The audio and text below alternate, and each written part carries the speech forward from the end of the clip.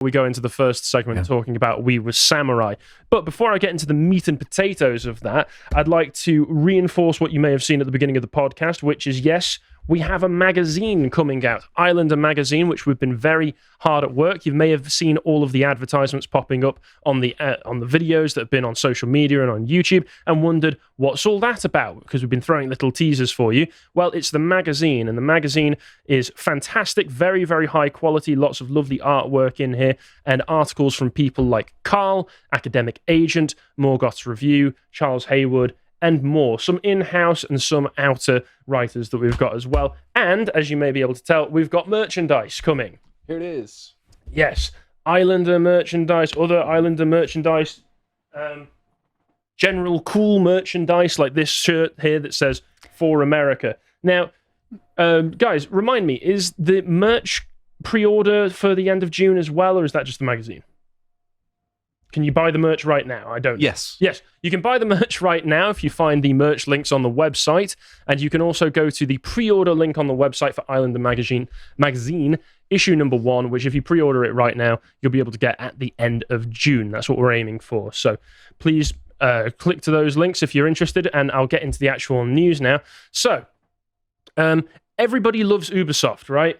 No, Is that how you pronounce it? Ubisoft? Or Ubisoft. Ubisoft. No, I'll be soft. You be anything else. Tough. Yeah, tough. There you go. So Ubisoft are everybody's favorite gaming company, and they've got a whole spate of games coming out soon. But the one that's been getting everybody's attention is the new Assassin's Creed, which they've finally decided to set in Japan. I don't know if anybody knows this, but people were really looking forward to a game, an Assassin's Creed set in Japan, for a very, very long time. And they've decided to subvert everybody's expectations. But regarding Ubisoft themselves, they've declined their headcount. They've reduced their headcount by about 1,700 recently, and this isn't because of any downturn in business. In fact, according to the sheer numbers, 2023 to 2024 has been a very, very successful fiscal year for them. They've just decided to save themselves, I think it's, what have we got here? 150 million euros in annual cost reductions by reducing the headcount. So, if anyone's ever played a Ubisoft game, they'll be well aware that one thing that is notable about them is they're very superficial. They look good. They look pretty for a trailer, but actually they lack any depth, detail, passion. And by cutting lots of staff, they're only going to go further down that route. Are you sure? Because I've heard a lot about this game, and I think that maybe there's a historical depth into it. Is there?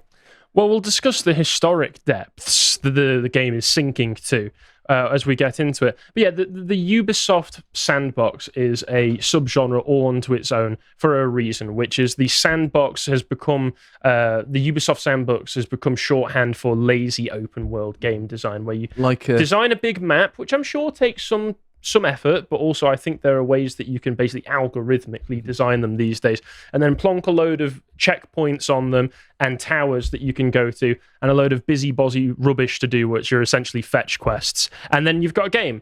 Staple a 6 to 10 hour story on it, and you're all right. Yeah, it's similar to a sort of sandbox in, say, like a preschool or something, in that it was exciting, at first, but as soon as someone takes a dump in it, which Ubisoft have, no one wants to play in there anymore. Well, it's the same thing with this, really, isn't it? It's become the cancer of game design, really, hasn't it? It started to spread everywhere, and it makes everything it touch degenerate and makes it worse. A lot of open world games now stick to the Ubisoft sandbox gameplay formula, and it just makes it so that every game is the same, every game is boring, and they're not really as fun as they used to be. But as well, if you go to the next one, Assassin's Creed is always one of their biggest games that they release every year. Last year they had Assassin's Creed Mirage, which after a few excursions, I think it was in Origins, Odyssey, and Valhalla, into a more RPG-focused game style, they decided to take it back to basics. Now, Valhalla was one of the best-selling games in the series. I think it might have had the best opening week or opening month, where it sold about 1.8 million copies. Mirage did okay, but the sales were 49% lower than what Valhalla managed. So they decided, right, we need to draw from the well. We're doing really great business-wise. We just fired almost 2,000 people so that we could save ourselves some money. While we're pinching pennies, let's try and make some more money. Let's finally take it to Japan, which, as I mentioned, they've been wanting. Fans have been asking for this for a long time. My mouse isn't working. If you wouldn't mind going to the next one, please.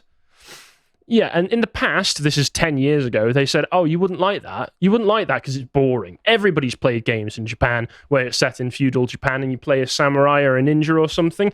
You wouldn't want that. But they've decided now is finally the time to do it. And they're finally giving the fans what they want. And they've decided that now is the time to give you something exciting, something that you've never done before, where you play as a black man in feudal Japan.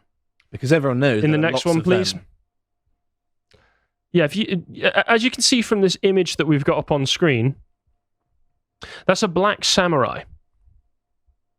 This isn't what people were asking for. Mm-hmm.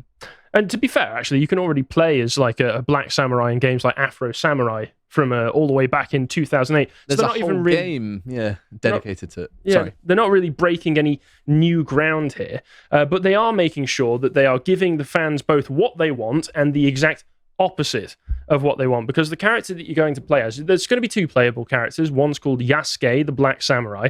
The other one's called Nai, something like that. So it's actually based on Yasuke, the historic figure, yes, who was not a samurai, by the way. Well, we'll get into the history. I don't want to. No, it's all right. Yeah, but foreshadowing, he wasn't really a samurai, at least not in the way that anybody who knows what samurai are would understand it. And the other character is just a fictional woman, because you need to have a black man and a woman. It's interesting that the trailer, when you watch through it, doesn't seem that there's much other diversity other than the one black man. So how he's going to conceal himself in a crowd after you've assassinated somebody? Question mark. I don't know. Perhaps these are some questions the developers should have asked themselves. In feudal Japan, they were so afraid of being called racist that they would not accuse the one black man in the entirety of the country. Yes, if there's one thing I know about Japanese people, is that they're very, very welcoming to Africans. But if we move along to the next one as well, they put the announcement out on Twitter, where they characterized it here as the lethal shinobi assassin and powerful legendary samurai in feudal Japan. So they're making out like he's this legendary assassin. They're trying to say that, well, it's this work of historical fiction. Assassin's Creed has never really been historically accurate, because it's about sci-fi time travel, going back in time through your memory so that you can unlock some weird fantasy sci-fi egg in the future. What was it? The apple from the Garden of Eden is something related to the story. But that was actually I don't remember. kind of interesting in sort of the original because I played a lot of the Assassin's Creed games, the early ones, from 1 and 2 and 3 and Black Flag. They were good fun. They weren't the most in-depth games, but I've had some good times. I remember being impressed by them.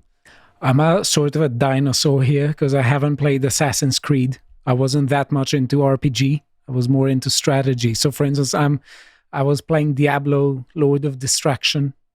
So this seems like there's a generational gap here. Yeah. Either way, people are not particularly pleased with this. But the Paladin, I remember the Paladin was black, I think. The Paladin? Yeah. In what? I think. I may be mistaken, but in Diablo 2. I never played any of the Diablo games. I'm a basic bitch console gamer. No. You should have. You should have played Diablo. Shame Harry. Oh no. He wanted to just put the disc in and enjoy himself. Oh, what a terrible person. No, it's fine. Boomer gamer. Yeah, that's so boomer of me.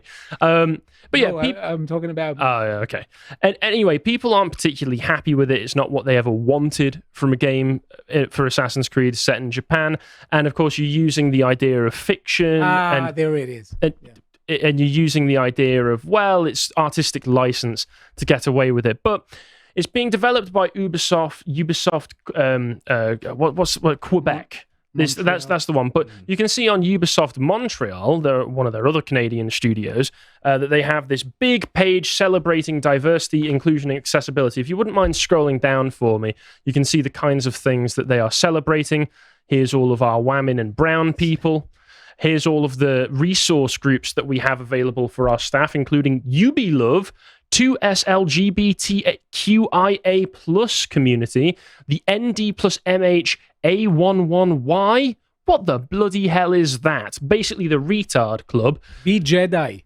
Yeah, you can also be a Jedi. And if you scroll down again, the Black Jedi community, Samuel Jackson. Here's their key figures.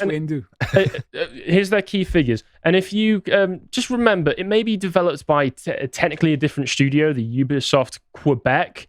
But if this is going to be the same practice in all of the different studios Montreal that Ubisoft has. In Quebec. But they're different studios. Are they really? Yeah, they're different studios technically. But you can see their key figures here. 30% of all new hires are women. That's a good sign. 60 plus different nationalities at the studio. Very tense working place. 25 plus observances celebrated annually. Diversity-related observance days or opportunities. So 25 plus days to waste time and get nothing done. You see what I saw: diversity, inclusivity, and accessibility. Did they miss the equity? What's the accessibility about? I want an Assassin's Creed where the assassin is in a wheelchair, and I want it now.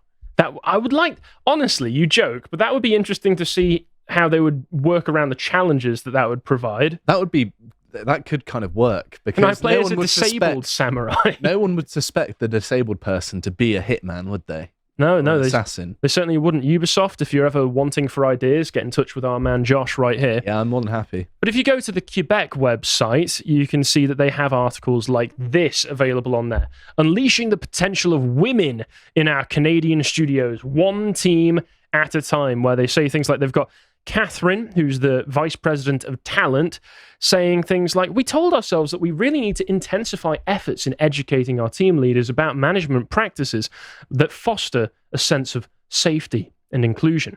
So we don't really want to care about making good games. We're not going to foster a space where it's creative and productive, safe and inclusive. Good games, out the window. We're Ubisoft. We don't make good games. We don't care about good games. It's ridiculous that they care more about the environment of the workplace than what they produce. This is a sort of male-female dichotomy of, I care more about the vibe than I do about the end goal. I think men tend to be a bit more ends-focused, right? Well, yeah, you want to get stuff done. Mm-hmm. I don't want to sit here worrying about my fifis the whole time. And this, go on. Question here. Okay, right. There's an important question because you're focusing on the assassin. The question is, who are being assassinated? Is there a diverse... Japanese people. Okay, but is there a diverse representation in that front? So if you play in a particular world... No, you're a black man murdering Japanese people. So there aren't many groups of people represented as far in as that I world. As far as I can tell from the trailer that's been released so far, it's just he is a black guy and everybody else is, as you would expect, Japanese. Okay. Yeah. So again, they say here, in Quebec City and Toronto, developer at Ubisoft provided emerging talent with paid internships and mentorship opportunities. The program is open to people who identify as women, transgender, non-binary, and or two-spirit. So you can tell where their priorities. Two-spirit? Yep. Is that the Native American thing, is it? I assume so. It's in Canada. Do the native Canadian tribes, do they also have two-spirit? Not really. Who knows? Who cares, really? Supposedly from. These people are all nut jobs. They're all a bit mental. Do you trust these women on screen to make a good game for you? I don't. And again, they're unleashing the potential. Let's see that potential unleashed in the next slide. Yeah, Alyssa, lead writer on Assassin's Creed Shadows. Pronouns in bio. Protected account. Why has she locked it? You know why. No. You know why. Can you tell me? Mm-hmm. No. Can you guess? Can you guess, Stelios? Is it because she was so overwhelmed with the outpouring of positivity towards her involvement in Assassin's Creed? That's what it was. She looks like someone who is an expert in feudal Japan and is very dedicated to the history and portraying the culture accurately. I think she has a tattoo of a butterfly. I think that butterfly is from Japan. Maybe all butterflies are from Japan, I heard. And to head it off at the pass straight away, some people, as I mentioned, will say, well, these games were never really historically accurate. Well, yeah, they had a lot of sci-fi and fantasy elements in them as well. But they also, if you remember the first game, it was pointed out after the first trailer came out that what's his name? Not Ezio, Altair, the first character, had a crossbow on his back. Whereas in the time and place that it was set, they didn't have crossbows yet. So Ubisoft apologized and took it out and replaced it with something period accurate. So for the cultures and times that they were representing, while they wrapped it up in this big sci-fi story, they did actually take a certain care to represent it accurately. Mm-hmm. Well, to sort of hammer home your point here, in Assassin's Creed 2, obviously that was set in Italy, Venice was constructed in the game world based on historical maps of Venice. So when I went to Venice after playing Assassin's Creed 2, I was actually able to find my way around because I played the game. If that isn't cool, I don't know what is. That is honestly, props to Ubisoft in about 2008, 2009 for going for that level of detail. I imagine the people that did that probably don't work there anymore. But back then, they weren't unleashing the potential of Alyssa to be able to shit all over your dreams. She running for the WWE? What's going on? Perhaps. I want to see her give a Randy Savage style promo. I'm the cream of the crop. But again, nobody liked that. Everybody hated that. In fact, in the next one, it's already the most disliked reveal trailer in the series history. Nobody likes that. Japan as well, despite the fact that they've had a campaign of Japanese Americans doing some PR, doing some real heavy lifting for the company, saying, oh, see, I don't care. I'm Japanese. I don't care. Well, judging by the like-dislike ratio on the Japanese YouTube page, if you go to the next one, please, yeah, they don't like it. Mm-hmm. They went, oh, why am I playing as this guy? It's worth mentioning as well that the series Shogun came out relatively recently. One of the leading actors, I can't remember his name, unfortunately, but insisted that there aren't any race swaps in it. And mysteriously, the show turned out good. Shocking how that happened. Sure, it's made by Amazon as well, which I didn't think they had it in them to make anything good. I might be misremembering. Well, you might be, but at least there's something good out there. Mm-hmm. And again, people have been memeing on this. And the next one, George Alexopoulos, who we've had on the website before, you can find the premium video that Carl did with him, has been having an absolute field day with this. So he did one of his classic little cartoons here. Oh no, somebody's been assassinated. Who could have done this? Search for anybody who looks different and out of the ordinary.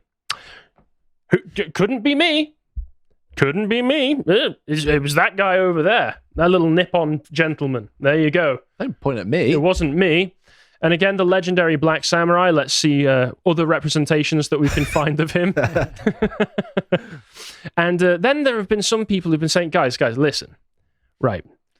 Maybe it's not that inaccurate when you think about it in the next one. When you think about it, you're playing as a black guy, killing Asians and assaulting them. Maybe this is salvageable? Question mark. Ubisoft are just making comments on New York crime statistics. That's actually the reason for their casting decisions here. It's clearly what it is. This is social commentary. Mm-hmm. But I thought it would be interesting because when this first was announced and I saw the backlash, I'd heard of this Yasuke guy because he is a big figure in, shockingly enough, Black American media.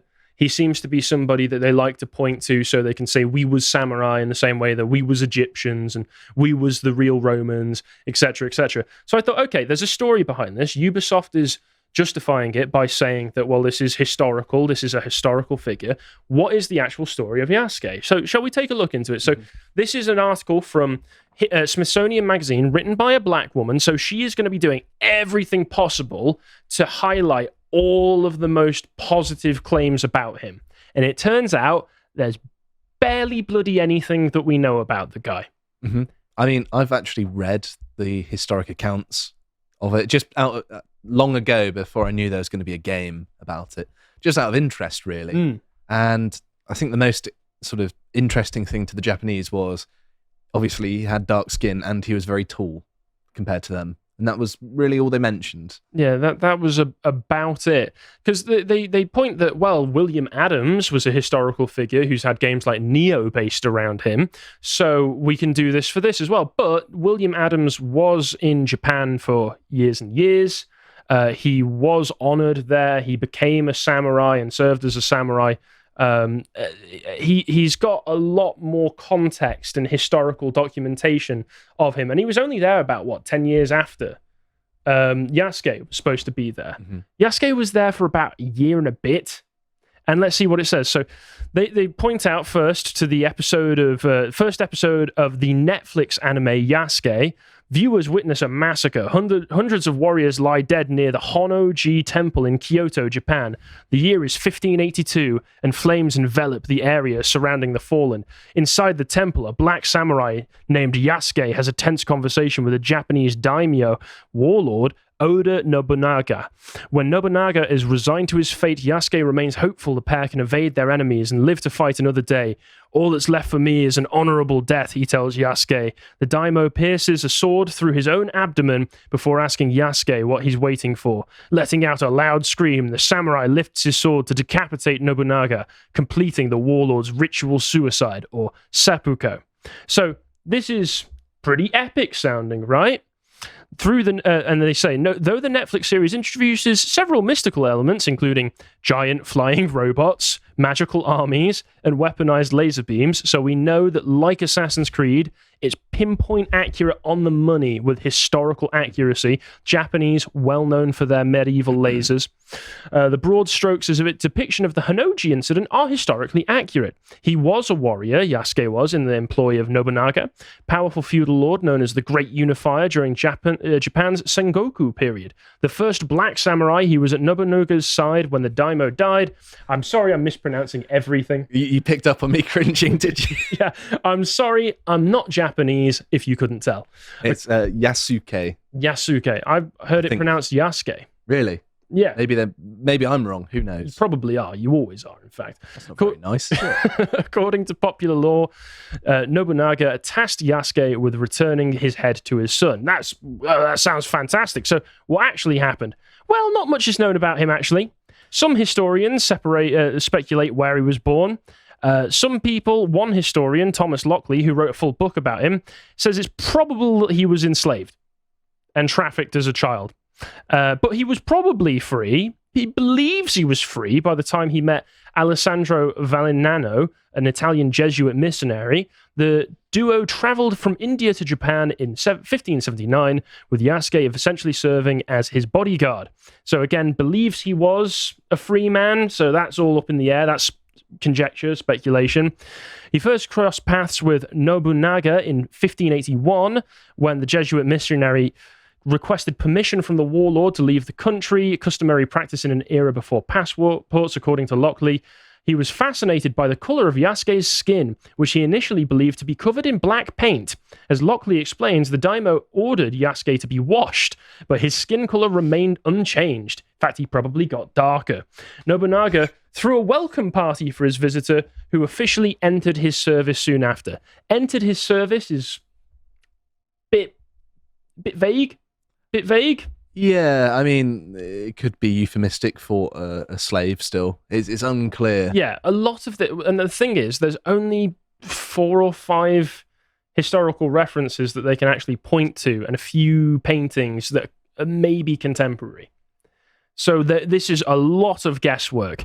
The Chronicle of Lord Nobunaga, 17th century book written by one of Nobunaga's followers, describes Yasuke as appearing to be about 26 or 27. This man looked robust and had good demeanor. What's more, his formidable strength surpassed that of 10 men. Yasuke joined Nobunaga during the last months of the feudal lord's unification campaign. Nobunaga was then betrayed by one of his generals, which is then the only recorded incident that we know that Yasuke was in combat, when his general Akachi Mitsuhide, I don't know if I pronounced that, he was one of his generals. They ambushed him with about 13,000 men. They slaughtered the group of 30 or so that Nobunaga was with, which included Yasuke. Eventually, Nobunaga, Yasuke, and an attendant named Mori Ranmaru, the feudal lord's lover at the time, retreated to one of the temple's chambers. It was here that Nobunaga performed seppuku, using a sword to slice open his abdomen before the other guy beheaded him. The other guy then also killed himself, and Yasuke was there, just I don't know, hands in pockets, going, well, that sucks, what now?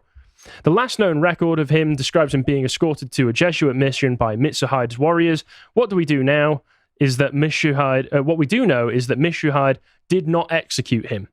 So we know that he carried things for Nobunaga, entered his service, was in one fight that he lost, and then was captured and given back to the Italians. Legendary Black Samurai. Let's write books about him. Let's have TV shows about him. He probably saved millions of Japanese people, and as the game is saying as well, is going to free Japan from their oppressors.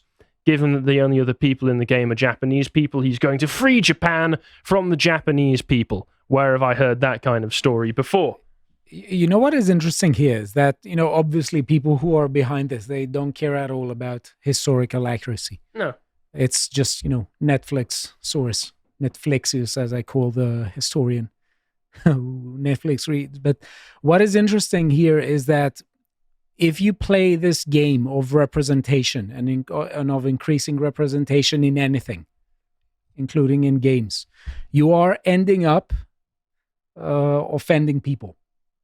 Either way. So what I want to say is that what is interesting is that we should know that there isn't any kind of harmonious road or endpoint in which this agenda is leading. So what they're trying to do is to say, okay, we have this group, we want them to feel represented, and at the end of the day, they can't be represented unless we offend the Japanese people, for instance. The Japanese, because this comes again with Cleopatra, for instance, on Netflix. Okay? Well, the Japanese clearly aren't that happy about it, but I think more than anything, the majority of the Assassin's Creed audience is likely to be like normie white guys. Yeah. Like most video games, that's the audience. And so you can't tell me that there won't be a part of the marketing for this that isn't banking on anti-woke backlash, anti-woke outrage, and pissing off a significant portion of the audience. Yes. Because a lot of the kinds of people involved in the production of this will be the type that take a pleasure from pissing off the white guy audience. Yeah, as in many other companies that hire brand ambassadors from other groups, and it ends up in disaster. Mm-hmm. But if we skip through to the Wikipedia link that I've got, the Wikipedia page on the guy actually has some quite interesting stuff because they include some of the actual accounts of when he's mentioned written down in here. The legend of Yasuke. Yes, the 3 or 4 written paragraphs about him historically. So here's the one about when he got captured and what it says here. So Louis Fro's, I don't know how to pronounce that, annual report on Japan contains the following statements. A black man whom the visitor sent to Nobunaga went to the house of Nobunaga's son after his death and was fighting for quite a long time. And to be fair, if he was fighting and involved in combat, he must have been a very brave man, but still, he lost. We only know that he was in one combat encounter. Historians fill in the blanks and say, well, he was in the service of this one guy, so he must have been in battles. That's conjecture. But still, he was probably still a brave guy, but they said, when a vassal of Akechi, the betraying the traitorous general, approached him and said, do not be afraid, give me that sword. So he gave him the sword. The vassal asked Akechi what should be done with the black man, and he said, a black slave is an animal and knows nothing, nor is he Japanese. So do not kill him and place him in the custody at the cathedral of Padre in India. So, like a true warrior, he was very well respected. Or not. Again, there's only so much that we can talk about here because so little is known about him and everything else is just guesswork. And from there, you get things like the Yasuke TV series that was mentioned on Netflix, where people valorize him and make him out like he was this really great, amazing samurai. And that's the impression that I had from all of this before I looked into him. I knew that he was a real historical figure, but if you just go by fictional depictions of him, shockingly enough, they're not particularly accurate and would give you the impression that he was some celebrated samurai who lived there for the rest of his life, when in fact he was only there for about 15 months. And the backlash of this, predictably, has broken a few brains. In the next one, people just complaining that you're racist. If there was a white guy, a fictional white guy, you guys wouldn't care. Personally, I would have liked to have seen an actual historical Japanese samurai in it. I think that's a missed opportunity. I think, what's it called? The Tsushima game that's just come out on PC. Ghost of Tsushima. I can't believe I forgot the name of it. That's just obviously a better alternative. Even though it came out like many years ago, it's probably going to be better than this anyway. I haven't actually played it, but it looks great. And it is actually Japanese. I don't think it's necessarily trying to be historically accurate, but it looks fun and it looks beautiful. So I've heard very, very good things about it. I've heard very good things about it, so that's a shout. There is also what somebody brings up in the replies here, which is Neo, saying, well, this has got a white guy in it. Again, the guy that's based on, much more historical documentation. We know a lot about that guy's life. Also, that game was developed by a Japanese studio, and Yasuke is in it as well. So I don't know what point they're trying to make. Again, George was having some fun with this because some people posted things like this. If you scroll up a bit just to see the reply. No. If you go back, scroll up a bit, please.